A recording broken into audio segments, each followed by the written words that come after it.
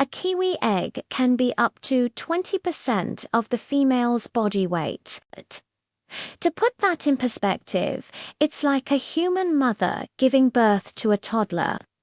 This enormous egg takes up so much space that the female can barely eat or move before laying it.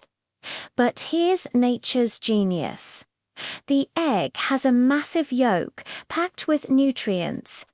This means when the chick hatches, it's already strong and ready to fend for itself. And guess what? It's often the male kiwi who steps up to incubate the egg for weeks, protecting it with incredible patience.